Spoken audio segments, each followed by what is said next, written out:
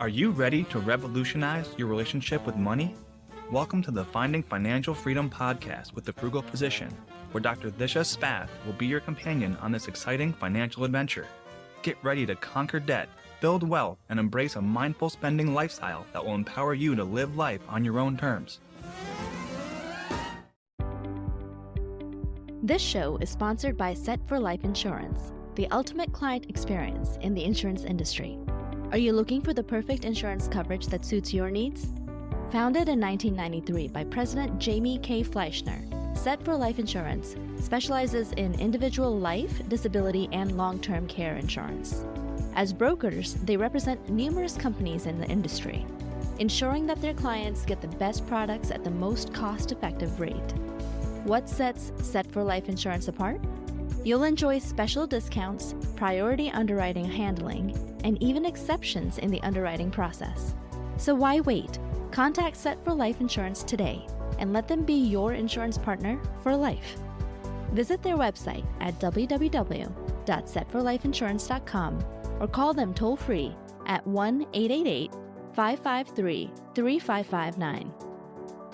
Welcome to another episode of Finding Financial Freedom with the Frugal Physician, the podcast that empowers medical professionals to take control of their financial future. I'm your host, Dr. Disha Spath, and today we have a truly inspiring guest joining us. Meet Dr. Jordan Frey, a distinguished plastic surgeon specializing in microsurgery and breast reconstruction in Buffalo, New York. But he's not just changing lives in the operating room. He's also transforming financial futures through his incredible journey and insights. Dr. Frey is the brilliant mind behind the Prudent Plastic Surgeon, a personal finance blog that has taken the medical community by storm. He intimately shares his experience of transitioning from financial uncertainty with a net worth around negative $500,000 in residency to achieving true financial well-being. His mission? To guide fellow physicians and healthcare professionals towards lasting financial freedom. In today's episode, we're diving deep into the world of financial strategies that can reshape your financial trajectory. Dr. Frey will be sharing his expertise on topics like the backdoor Roth IRA, tax loss harvesting, and real estate, all while maintaining a successful medical career. Whether you're a seasoned physician looking to optimize your financial path or a budding medical student eager to lay out a strong foundation, Dr. Jordan Frey's insights will undoubtedly inspire you to make some strategic financial decisions. So without further ado, let's welcome Dr. Jordan Frey to the show and embark on a journey towards financial empowerment. Welcome, Dr. Frey. How are you today? Good. How are you? Oh, I am good.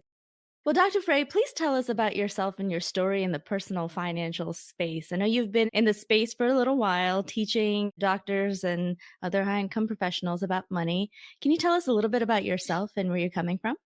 Yeah, absolutely. Right now, I'm a plastic surgeon in Buffalo, New York. I do mostly breast reconstruction and stuff like that. My kind of story with personal finance started about, I guess, a little over 3 years now when I was still in training. I was training in New York City, and I kind of was at the end of my training and realized that I was experiencing burnout.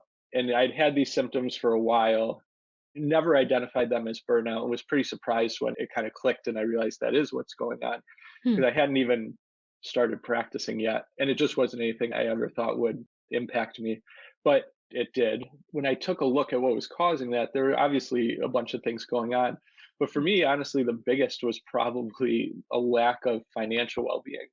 Before that, hadn't even thought of as a component of overall well-being or affecting doctors. Most of us hear the exact same thing, which is money doesn't really matter. We shouldn't be thinking about that. It's kind of this taboo in medicine. But for me, I was feeling that stress a lot. So I was at the end of my training and feeling this, and it was something where everyone was telling me, you're at the end of your training, you're finally going to be an attending, you're going to start making all this money, everything's fantastic. And I was just like internally saying, no, you don't understand, it's not. I have $500,000 of student debt, credit card debt, I have no savings, no investments, a young family, don't even know how to go out and find a job. So a lot of stress related to that stuff. And it did make me bitter towards medicine a bit, because I was like, well, my whole 20s, medical school and then 7 years of training, I spent doing this with the idea that, I'm sacrificing now and it's kind of going to work out in the end. And Hmm. I came to the realization it doesn't just happen magically that it works out. You have to put some effort in and do some things. And unfortunately, we're just not always educated about those things. So basically, as a result of that, my wife and I, we started reading personal finance books, following blogs, listening to podcasts, all that stuff, and just learning about the simple things that we should do, like saving part of our paycheck. As simple as that sounds, it was completely foreign to us. And doing that made a big difference. And it ultimately culminated a few months later with us just writing out on a Word document our financial plan, just a very Hmm. basic one. And that was a huge thing. What I realized when we did that, I was still in training. My wife at that time was finishing her PhD. So we weren't making any more money at that point. We had just as much debt, etc.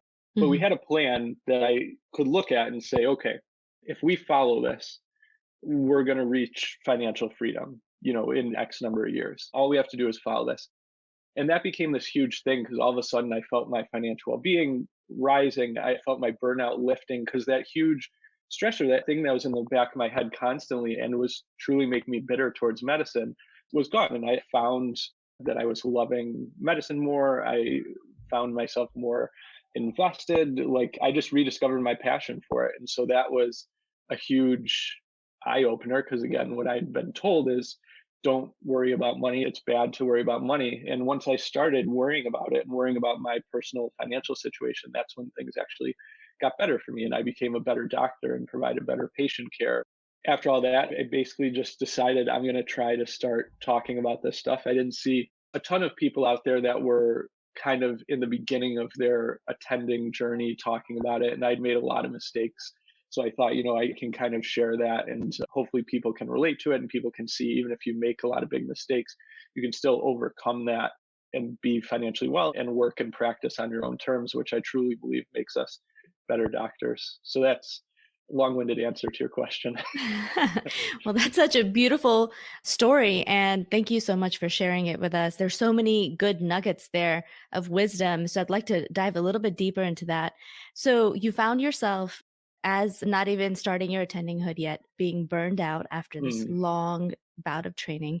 And you decided to take control of your financial situation, which is what actually led to your reigniting your love for medicine. yes. I absolutely believe in that too. And I've seen that happen in my own life. You said you wrote out your financial plan, and that was a huge weight off your shoulders. So tell me a little bit about what you wrote down in your financial plan then, and if it's changed at all over the years. Yeah, we started out writing our financial goals. So just really not vague necessarily, but just really big kind of goals and long term, just things like we want to be debt free in 10 years. We want to Hmm. have a net worth of $1 million in, 10 years. We want to pay for our kids' college. So we want to have this much saved to pay for their college in so many years. We want to be able to make work optional by the time we're 50, things like that. Hmm. And that was in no particular order. The first time we just wrote all these things out. And then we started to prioritize them and put them into, an order. And Hmm. then based on that, we just established kind of like our rules of personal finance, like what we were going to do with our money. So it became, we're going to save 20% of our paycheck. And then based on those goals, that'll be where things go. So, when we had credit card debt to start off, so it went to credit card debt first because one of our top priorities was get debt free because that was just a huge weight for us. Hmm. So it siphoned to that and then to paying off student loans and then saving in things like retirement accounts, eventually leading to real estate investing and stuff like that. And I kind of picture like a waterfall of buckets, that you fill each one till it starts overflowing to the next. And so we've gotten progressively further down in our buckets. But to start out, it was just really simple. You took control of the situation, you made big goals, and then that helped you narrow down exactly what you were going to be doing with your money. And you mentioned retirement investing. Which accounts were you using, and which ones did you prioritize first? Well, I'll say when I was still a resident, I only had like 700 extra dollars, and I had just learned about all these different accounts and Yeah. specifically the Roth IRA. So I knew that I was, again, still in training. I was in the lowest tax bracket that I would be in. I was below the income limits to contribute directly to a Roth IRA. So I put that $700 in there. So technically, that was the first place that I invested. But then once I became an attending, I work for a public hospital. So we have 403B, Mm-hmm. which for those listening, it's basically like a 401k, but for a nonprofit Non-for-profit. hospital. Yeah. So I maxed out that and we get a really good employer match. So we did that. And after that, in the beginning, that's when we kind of started getting into real estate investing. So we mostly put the rest of our savings towards real estate investing and built that up. And now, as we've gotten that really established, and the real estate investing is sort of this self propelling machine that we just take what we make from that and then reinvest it. We max out our 457 that I have, which is governmental, which is another tax deferred investment account. We maximize out a backdoor Roth for myself and my wife, and then we invest in a taxable account. Okay. All right. So, Dr. Frey, tell us a little bit about this backdoor Roth because we get lots of questions about it and a lot of Yes. confusion. It's not exactly written into any IRS website, but this is something that a lot of physicians are doing and it is legal. It is indirectly written into the tax code. So, could you provide us with a brief overview of the backdoor Roth IRA and why it might be beneficial for individuals, especially high income professionals? Yeah, definitely a really kind of nice thing that we have access to. So basically, there's the problem is that to invest in a Roth IRA, you have to be below a certain income limit. And quite honestly, I forget what it is for 2023, but it's well below what an average physician will make in any specialty. Sure. If you're above those income limits and you contribute, you don't get the tax benefits. However, there is this legal loophole, which is the backdoor Roth IRA, which basically says what you can do is you're legally allowed to contribute to just a regular IRA every year. That's a type of account that usually is not taxed up front, but is taxed on the back end. So tax deferred account. However, because as a doctor, your income is above the limit, when you contribute to a regular or traditional IRA, you don't get that tax benefit. So the money gets taxed up front. You put it in this traditional IRA account, and then you're allowed to convert it to a Roth IRA. Then the money is not taxed ever again because now it's in a Roth account. It's just this funny semantics way of doing it, like it doesn't necessarily like change how your money is treated at all compared to if you just invested it directly in a Roth IRA, but that's just the way you have to go about it. Right. So like the money has already been taxed once because you got it in your paycheck. It's this after tax savings that you're now putting into an IRA yourself. Exactly. So you have paid taxes on it once. So technically it is Roth money, but you cannot directly put it into a Roth IRA because Right. of the income limits. So you put it into a traditional and then you convert it to Roth the next day, right? Can you break down that process for me a little bit more? What are the exact steps to execute this backdoor Roth IRA? Yeah, and I can tell you because this 2023 was the first year that my wife and I did it. So you can do it anytime throughout the year. And the limit is for 2023, at least, is $6,500 that you can contribute in that year. Right. And it But changes every year. yeah, exactly.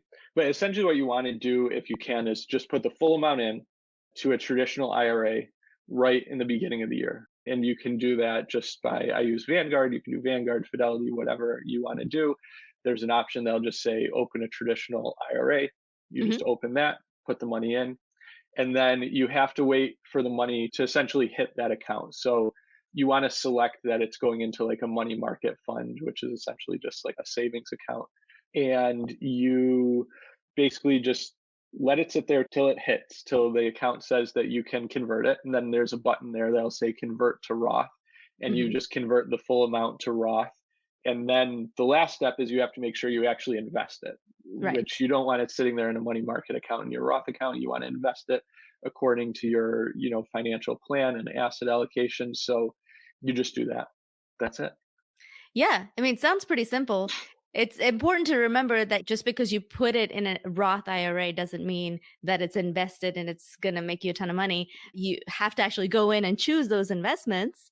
There's a bit of a lag time as the money gets transferred from your bank to the traditional IRA and then converts and then is available to invest. So it is a bit more of a headache than to do it directly, but not that much. It's just a bunch of clicks. You just have to go in and do it.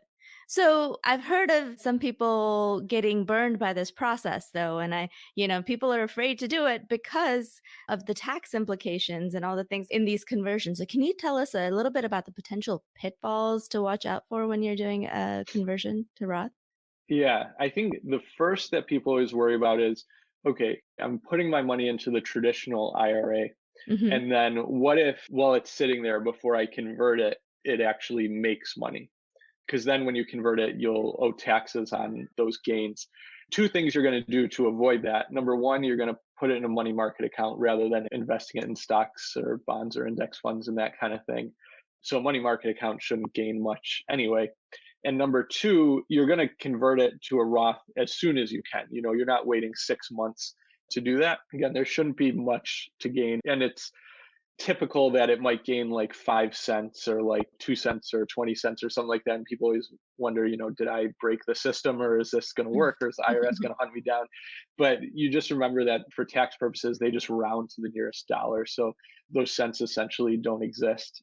That's not a huge worry. The other one where people can get into trouble is the pro rata rule, Hmm. which basically just says you shouldn't do a Roth conversion. So like you shouldn't complete the steps for a backdoor Roth IRA if you have other pre-tax IRA accounts. So things like a traditional IRA or a SEP IRA, things like that. Because if you do make that conversion, then the money that's in these other accounts, which you didn't necessarily intend to convert, Hmm. they get taxed because they've been sitting there as pre-tax money. And so when you make that conversion, that happens. You want to make sure before you do a backdoor Roth IRA that just you don't have any of those types of accounts. I'd say most physicians don't have those accounts. The main reasons you would is probably if you left a job where you had a 401k and you converted that to a traditional IRA or something like that, or if you own your own business or you have a side gig where you have a SEP IRA. And in that case, what you do is you would just convert those to some other kind of account. And you'd need to figure out what the tax implications of doing that would be. Hopefully you're able to convert it to, another pre-tax account. But you just want to make sure you have that taken care of, because if you don't, then probably the backdoor Roth IRA, it doesn't really make sense.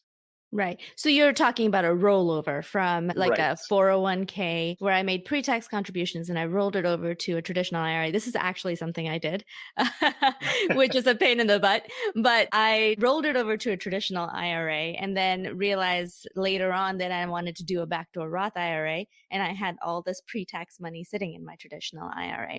So I ended up rolling it over to my solo 401k There you go. instead to get that money out of my pre-tax traditional IRA. And then now my traditional IRA was open. And so then I could do the backdoor Roth conversion without getting taxed on all of that money that was sitting there in the traditional IRA. There you go. That's a perfect example. Yeah. But that rollover process, realize that your retirement money is your retirement money and you can roll it over to different accounts based on the eligibility of the accounts. But when you make this conversion, it's really important that you don't have pre-tax money sitting in an IRA. And Yes. now there are all these options, especially with the new laws where you have Roth options. Even in a SEP IRA, you have a Roth option. In a 401k, you have Roth options. So you can do Roth, contributions in different accounts. But this IRA situation, it's important to be aware of the pro rata rule because it only pertains to those IRAs and the pre-tax money. And it takes all of that money in the pre-tax space and converts it all at the same time as Yeah. far as the IRS is concerned. Yeah. It's like an all or nothing. So you want to make Yeah, sure you don't have anything else except just what you want right. converted. Yeah. All right. That sounds good. So not only can I put in money to my 401k and 457, but I can also put in Roth money into an IRA, and that's considered a backdoor Roth. Is there anything else we should know about backdoor Roths?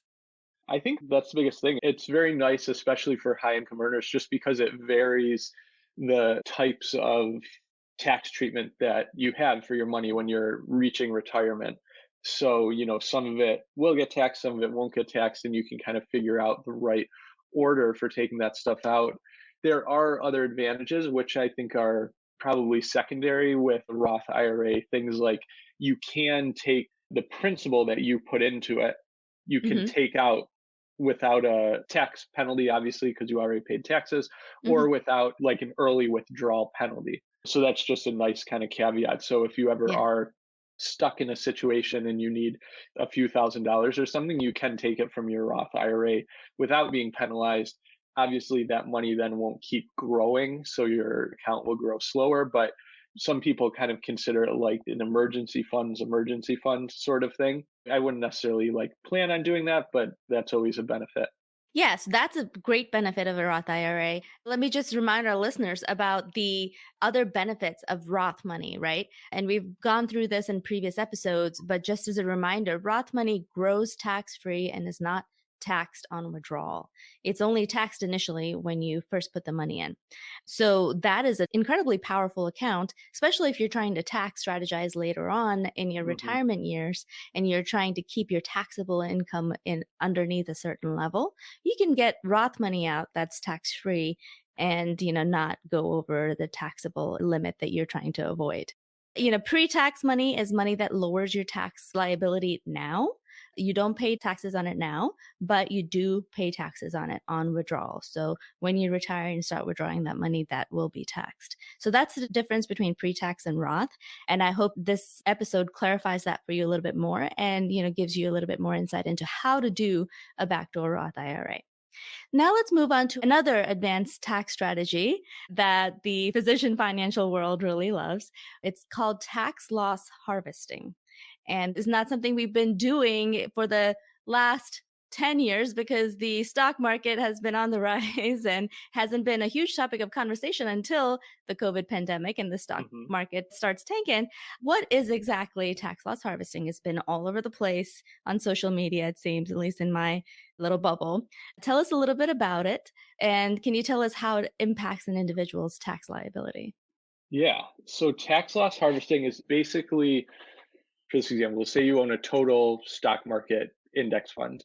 So you own every stock in the entire stock market. You bought it today, and then in a year, you're going to sell it for whatever reason.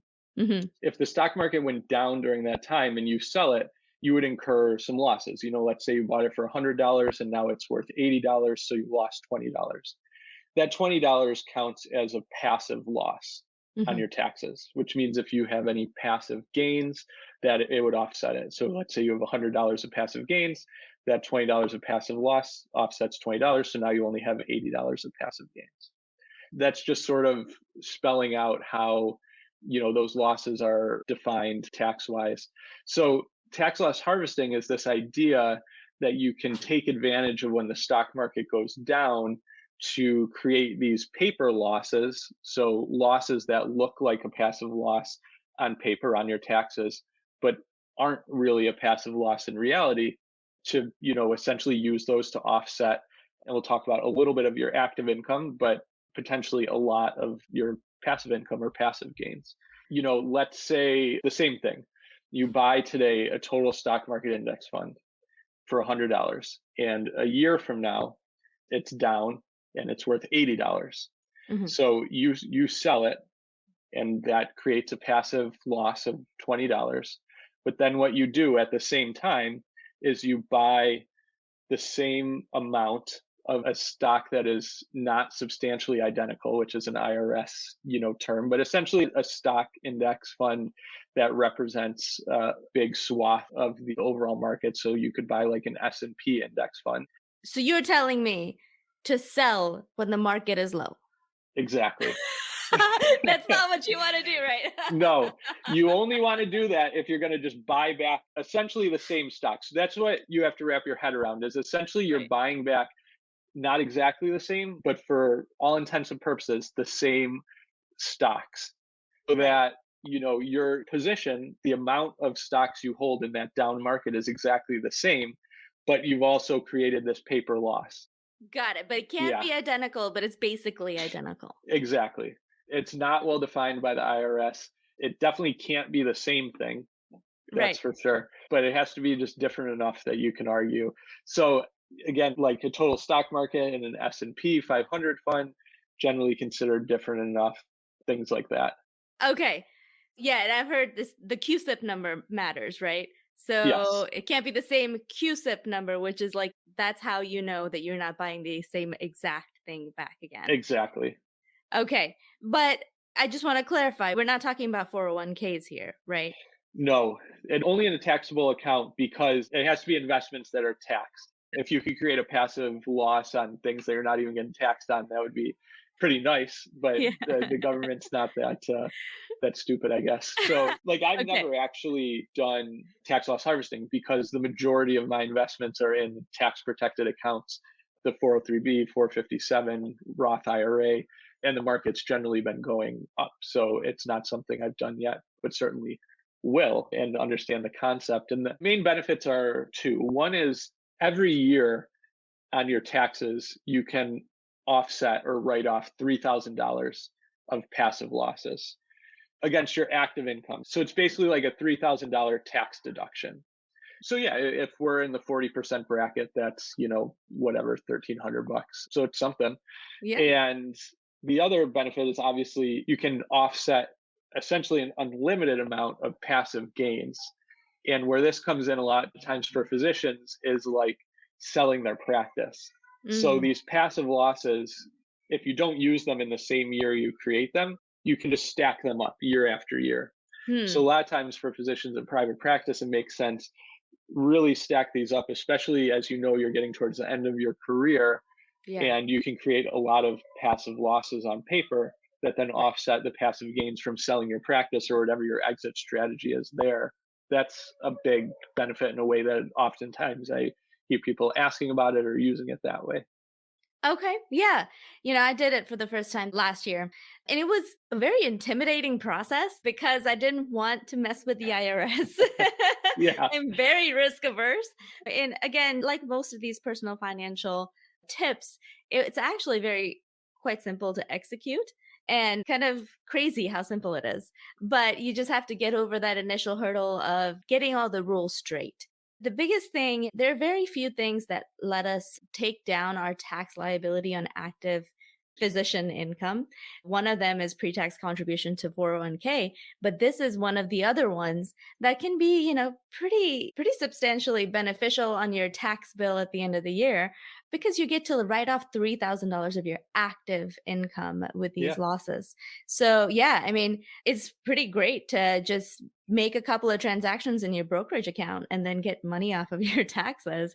But it's important to know the rules. And like you said, it can't be the exact same thing, but you have these packages of stocks that can be exchanged and they're basically the same thing. And I'm talking about index funds and ETFs. A lot of them have this similar stocks in them, and you just exchange one index fund for another index fund that doesn't have the same CUSIP number, and you get to dock these losses. I mean, pretty great little trick and pretty nice that the government will share in your losses with you, even when the yeah. market's going down. So that's one way to make lemonade out of the stock market's lemons. Exactly. And the important thing I think is you don't want to do this like every time the market goes down like 0.1% or something like that, because you will eventually run out of similar but not identical funds. So it Yeah. just makes sense when there's a bigger loss to do that. Yeah, and there's a 30-day rule, I think, too, right? That you can't Yes. have bought the same thing within the last 30 days or in the next Yeah, 30 days or something like that. So, exactly. Yeah, the wash sale. yeah, exactly. Otherwise, it's a wash sale, and which is not the end of the world, but a wash sale essentially washes away your tax losses. And Exactly. so you need to wait at least a couple of months to do this. The reason I didn't want to do it is because I have automatic investment set up in my brokerage account. So, it happens every month and I didn't want to turn them off because I figured if I turn them off, I know myself and it's going to be like 6 months before I go back in and turn them on again. you know so there's always a better use for your money than saving it, right? That's why I like Yep. automation is Yep. that my personal psychology gets taken out of it. Interesting thing I found this year was that Vanguard will actually let you pause investments and then it automatically restarts after, a month or two, whenever you say. So that helped me avoid the wash sale while continuing to keep the automation, To which is go. very important to me. Nice. So you mentioned passive versus active income, right? And this is an important concept to understand as well. A lot of the times when we have passive income coming in, and real estate is one of them, we can't write it off against our active income. So say you lost $30,000 and then you made $30,000 as a physician, you can't say that your $30,000 loss in real estate should offset your $30,000 physician income unless you have the real estate professional status. But if you're just a regular old physician working 80% of your time in physician land and then having a couple of rental properties, then you can't write off that passive loss, right? Tell us about your journey in real estate, since you mentioned it. How did you and your wife venture into the real estate investment world, and why did you decide to explore this avenue? It was also about 3 years ago. So it was right as I was starting as an attending physician. And essentially, I just, from all of the communities I had kind of immersed myself in learning about personal finance as a physician, I saw a lot of people investing in real estate. It just kind of intrigued me. So I brought it up to my wife and I was like, I think maybe we should do this. Her initial reaction was like, you're nuts. I'm willing to learn about it. Okay. Not saying we'll do it, but I'm willing to learn about it. So we read some books like Rich Dad Poor Dad, The Millionaire Real Estate Investor by Gary Keller, which I think those are great books. And same thing, we just kind of searched online and found places like Bigger Pockets and kind of read and understood the concepts. And we're like, yeah, this seems pretty good. And I think, we could do it. Certainly at the beginning, we felt like we don't know anything about this. It's too risky. We can't do it. But eventually, we kind of overcame that to saying like, look, there's all these other people doing it. Like, we're not saying we're like, brilliant people or something, but like we're a doctor and a PhD, like we're capable people. If these people can do it, so can we. So we did that. And I think the hardest thing was taking the initial jump, because that's where I see people get kind of hung up. It's really easy to just say, okay, I'm just going to read this one more book, or I just have to do one more thing to really make sure I understand it and I won't make mistakes. And bottom line is just you're going to make mistakes. So we decided that we were going to do it, that the strategy we wanted to use was we wanted to invest locally where we were living in Buffalo, New York. We found some great investor agents. We interviewed a bunch, but we found one that we really liked. And we started just looking at a lot of properties and analyzing a lot of properties. And we saw mostly duds in the beginning, but everyone was just a good experience to kind of run numbers and see if it worked from a cash flow perspective and things like that. And eventually what we did, we didn't have a ton of money saved up. Obviously, I used like my signing bonus and then just money we had started saving from our paychecks. And we bought a small duplex in the city of Buffalo for like $170,000, something like that. We got it rented out. We managed it ourselves using an online system. And we just started collecting. It was like $1,000 of cash flow a month. And so we just started saving that. And then 6 months later, using money we had saved from our paychecks and the money from the other property, we bought another duplex. And then things just kind of kept rolling from there. And so now we have 8 properties and 18 units. We still manage them ourselves. We have this online platform. And it's not like when they call saying the toilet's broken, it's not like I go out there. I'm happy to say that I've become a little more handy in certain things, which I was not handy at all before. But we just know people, we've been doing this for so long. We know a good plumber, we know a good handyman, etc. So it really just becomes a phone call that oftentimes it's my wife or occasionally it's me will make, and then people take care of stuff. And so it's been really great. It brings in, depending on the month and expenses and stuff, anywhere from $10,000 to $12,000 of cash flow. So after mortgage, after maintenance, after taxes and insurance and everything like that.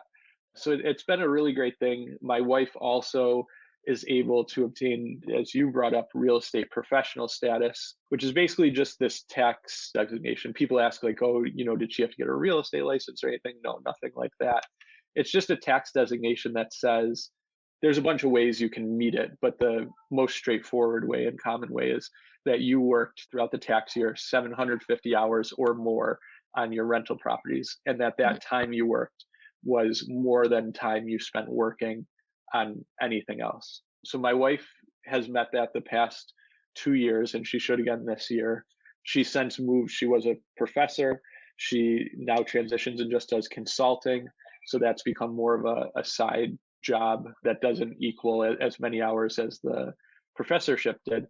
And that allows us to take the passive losses from real estate and use them to offset our active income, which has been huge. So like the past 2 years, we've gotten almost, well, not quite, maybe it's like $70,000 tax refunds. It's been a huge advantage. And definitely, people are always worried about investing actively in real estate. And it's not something I'll say is like, there's work involved. Yeah. It's definitely not 100% passive, but it's a whole lot less work than people think it's going to be, especially once you begin to automate your processes and stuff like that. So that's kind of how we got started. And we still, are always actively looking and kind of buying new properties that we think fit. Wow. So you guys are really just honing in on the real estate investing thing, and your wife has rep status, and you are able to write off some of your active income with the passive losses in your real estate. Are you using any kind of depreciation strategies like bonus depreciation or cost segregation analysis and all that stuff? All the Yeah. advanced things? Are you doing that as well? Yeah. So we did that as well. And that's basically, it's again, this idea of paper losses. And essentially, the IRS says that any property that you buy, it depreciates or loses value every year. It loses all of its value over 29 and a half years. So basically, every year it loses 1 divided by 29.5, that fraction of its value. And you can write that off as a passive loss. However, there's something called accelerated depreciation, which basically says what you can do is do what's called a cost segregation study on your properties. To be totally honest, I still don't necessarily even understand the ins and outs of what it's looking for, but I just know what it's able to do is differentiate the time frame over which certain components of the house depreciate to say, hey, actually the majority of this, property is not going to take 29 and a half years to depreciate. It's actually going to take 5 years or 10 years or whatever. And then through accelerated or bonus depreciation, the IRS has said that up until 2023, you could take 100% of those midterm passive losses and just use them all in 1 year. So that would create a huge passive loss. And you could take 100% of that and either use that as a passive loss against passive gains, or if you or your spouse had rep status, use it against your active income. So that's what we would do. We'd be able to write off like $250,000 of active income via that strategy. Wow. Now in 2023, you can only use 75% of those accelerated depreciation passive losses. And then it continues to go down until it phases out in a few more years. So those benefits are potentially going to leave. Who knows if they'll reinstate them through Congress or something like that. So definitely a nice benefit. It definitely is the most exciting thing when people hear about that. They're like, oh man, that's why I want to invest in real estate. I think it's obviously a huge bonus, but not the primary reason we do it. And certainly as it fades out is not precluding us from doing it. I just say because I don't want people to get discouraged or think that real estate investing is losing all of its benefits or something like that. Yeah. I mean, yes, there was a time frame where real estate investing was really a great tax deal, because we had a president who was a real estate investor. Yeah. And now, those changes are being phased out. It's still beneficial for many other reasons that are still written into the tax code that are not temporary.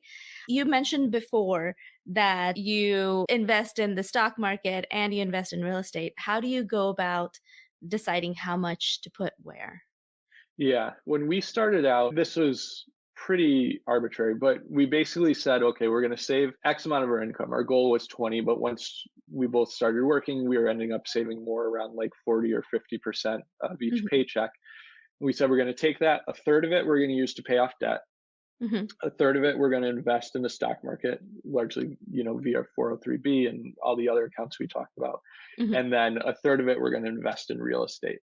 That's changed now because real estate has become sort of this self-propagating thing to where we just use all of our savings essentially goes towards either paying off my student debt or investing in the stock market. And real estate, we just reinvest it. We actually just made our first purchase based on just our real estate income at the beginning of summer, which was we got a really cool play set for our kids in the backyard, which was definitely more expensive than we would have spent otherwise. But we were like, this is essentially 1 month of our real estate income. And instead of putting it back towards buying another one, we're going to start using it. Nice. But other than that, we pretty much just reinvest that money into buying more real estate. And so that's able to go relatively quickly.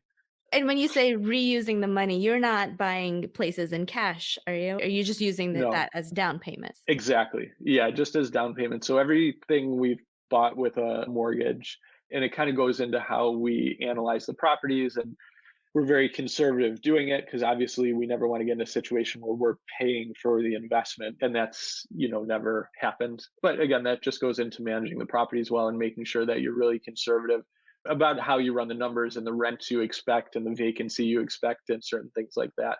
So we always underestimate or overestimate those appropriately. Okay, got it. When you look at a property, you're breaking down exactly the costs that you anticipate, including the mortgage cost Yeah, and insurance and all of that, and then things exactly. breaking down and wear and tear, Exactly. vacancies, and you're still coming out ahead cash flow wise. You're bringing in Exactly. an income that's greater than all of that. Yeah, we essentially look at like the worst when we're analyzing property. We kind of do our conservative analysis based on at this point we have a good sense of what rents we can get in what areas in Buffalo and things like that. So we'll just run it conservatively, and then we want to see that we get a cash flow of at least 10% of the money that we are putting in Hmm. annually. What we'll then do after that is just run a worst case scenario where we say like everything goes horribly, like we have to do way more repairs than we think, we don't get the rents we want, we have tons of vacancy, etc. And we want to see even in that situation that we're at least, even if we're cash flowing like $10 a month or something like that, we want to say even if just total disaster strikes, we're still Hmm. not coming out of our own pocket. And that's kind of what we look at. Got it. Okay. And are you doing mostly long-term investing, short-term, mid-term?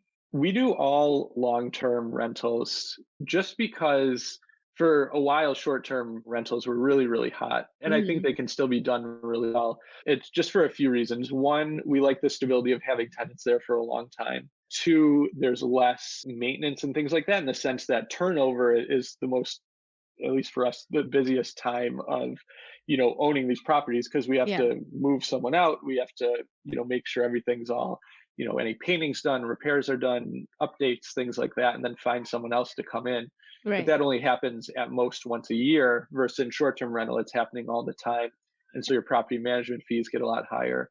And then Yeah. the other thing that scared us was just there's a lot of places that are changing their regulations and rules around short-term rentals, and if they're allowed, how long people have to be there for to count them as a short-term rental and that kind of thing. So Hmm. we just sort of avoided those complications, and we feel like we found a really good niche in our kind of community, and we like that we're investing in the community and creating affordable housing opportunities for people that otherwise wouldn't have access to them. And so we get a lot of fulfillment from that and running these really well and having happy tenants. So we just kind of like what we're doing and we feel good about it, and it's financially been very beneficial. So we kind of are sticking with our strategy.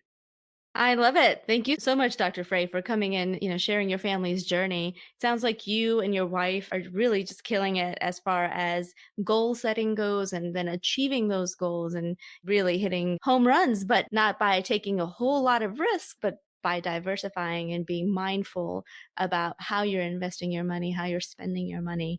And I think our audience can gain a lot of wisdom from this conversation. Are there any last nuggets you want to leave people with? The only thing I'll say is, again, and it kind of goes back to the beginning, I can promise you it all sounds right now, like you said, like a lot of home runs and all this great stuff. But at the beginning, I never would have imagined all of this progress possible. And honestly, I end up giving a lot of talks to residency programs and stuff, and I've never met a resident and I challenged them, that was in a worse financial situation than I was coming out of training. So it can 100% be done. And wherever you are now, if you're still in training, if you're mid-career, even if you're later career and you'll feel really behind the eight ball, there's always stuff you can do. Keep listening to Disha and all of the advice that she gives, and you'll be totally fine. But just small baby steps is all it takes. And before long, you'll be seeing huge changes. And it's really rewarding to see that. Thank you so much. Do you mind sharing with us exactly where you started, net worth-wise, and where you are now? Yes, I started when I first looked in training, I was negative $520,000. My last check, which was a few months ago, was a little over 700,000 in the positive. So a big change that we made. On my site, I break down, because a lot of people ask me, well, how did all that happen? But I break down that net worth and where it came from and stuff like that. And your site is amazing. Please remind our listeners where they can find you if they want to find out more about your journey and how you made this $1 million transition over 3 years. Yeah, you can find all of my stuff on my site. It's prudentplasticsurgeon.com. And then you can always reach out to me. It's just jordan@prudentplasticsurgeon.com. Well, thank you, Jordan. I love everything that you're doing, and I'm so glad that you were able to come on this podcast with me today. I know you're a busy guy. You have a new baby at home. Congratulations. Thank you. Thank you. I hope you have a great day. And again, thank you for what you're doing for our community. You too, and thank you. I love this podcast. Keep doing what you're doing as well. A big thank you for our sponsor today, Set for Life Insurance. No matter what your insurance needs are, Set for Life Insurance has you covered. They're a nationally recognized leader in disability, life, and long-term care insurance, serving clients across all 50 states. Their dedicated team specializes in assisting medical residents, physicians, dentists, business owners, and other high-income professionals. And there you have it, another episode of Finding Financial Freedom with the Frugal Physician. I'm incredibly grateful to Dr. Jordan Frey, the Prudent Plastic Surgeon, for joining us today and sharing his expertise in the backdoor Roth IRA, real estate, and more. Feel free to connect with us and share your thoughts on today's episode through our social media channels or website. If you have any specific topics or experts you'd like us to feature, don't hesitate to let us know. Thank you for tuning in today. Remember, your financial freedom is within your control. Keep seeking knowledge, keep making informed decisions, and embracing the journey towards a brighter financial future. All it takes are a few baby steps. You've got this. Have a great weekend and stay frugal, y'all. I'll see you next time. The content shared on this podcast should not be taken as individualized financial advice. We are here to share our knowledge and experiences, but it is crucial to consult with professionals such as accountants, financial advisors, or attorneys who can provide personalized guidance based on your specific needs.